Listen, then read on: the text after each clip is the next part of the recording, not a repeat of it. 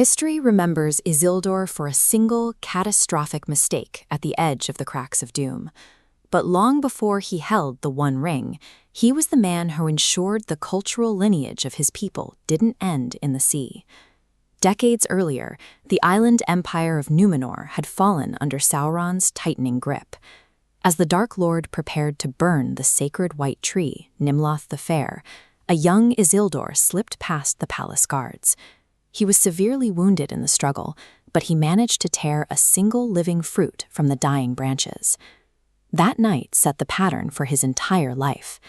As his homeland sank beneath the waves, he packed his ships with the survivors, the Palantiri seeing stones, and that rescued seedling. He became a man locked in a cycle of salvage, hoarding the fragile remnants of a world tearing itself apart. His legacy was built on the solitary responsibility of keeping the last embers of civilization from burning out. That effort yielded a brilliant sanctuary. On the borders of Mordor, Isildur raised the marble city of Minas Ithil, the Tower of the Moon. At its center, he planted the sapling of the White Tree, a living monument to the world he had left behind. He ruled this new kingdom of Gondor with a proactive grip. He hauled a massive black sphere, the Stone of Eric, from the ruin of Numenor, and set it in the White Mountains, using it as an anchor to extract a binding military oath from the local mountain tribes. When those same tribes later refused to join the fight against Sauron, Isildur's judgment was rigid.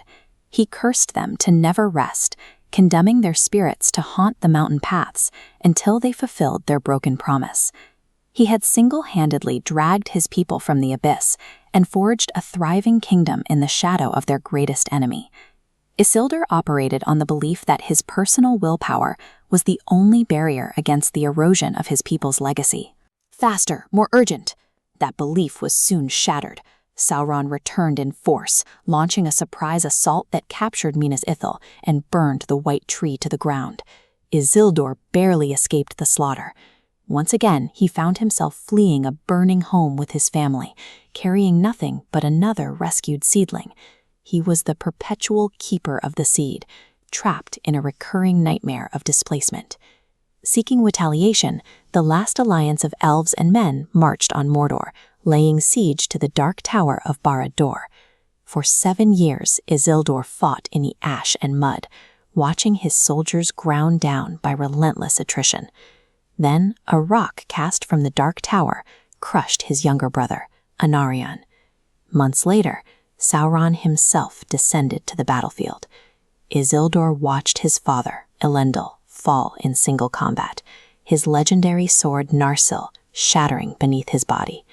He had lost his homeland, his capital city, his brother, and his father. The chain of losses dismantled his dreams of a stable utopia, leaving behind an exhausted survivor standing on the slopes of an active volcano. When Isildur snatched up his father's broken sword and severed the One Ring from Sauron's hand, he acted out of visceral, grief-fueled rage. As he stood over the Dark Lord's ruined body, Isildur claimed the ring as weregild, the ancient blood price owed to him for the slaughter of his family. He viewed the gold band as a physical token of his unquantifiable suffering. The ring immediately sensed the shape of his psychological wounds.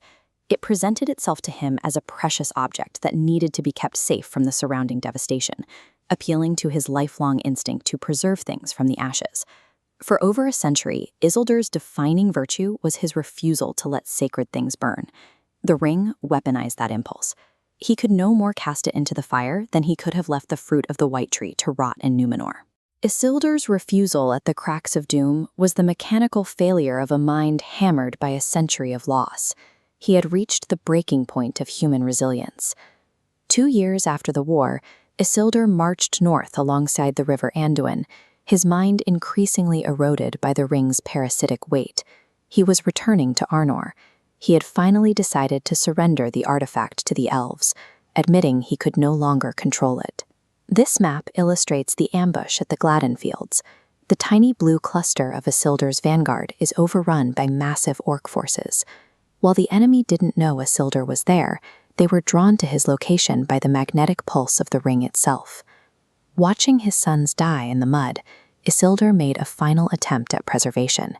He slipped the ring onto his finger, stripped off his armor, and plunged into the dark currents of the Anduin. As he swam, the ring expanded. It slipped from his finger and plunged into the riverbed, leaving him suddenly visible to the orc archers on the bank. He was shot dead in the water. The One Ring functioned as a predatory entity, discarding its bearer the very moment his utility ended. His body lay in the river mud for 2 millennia, while his name was reduced to a cautionary tale. History remembered him strictly for the one evil he failed to destroy. Yet the record of his life shows a man who rescued his people from the brink of extinction and bled for years to shatter the armies of Mordor. Without his actions in the Second Age, the kingdoms of men would not have existed to see the Third. He held 2 titles, the Keeper of the Seed and the Bearer of the Ring. Together, they encapsulate the burden placed upon him. Heroic greatness is inherently fragile. Isildur's story is the tragedy of a man who spent a lifetime preserving the light, only to be defined by a single moment where he could not let go of the dark.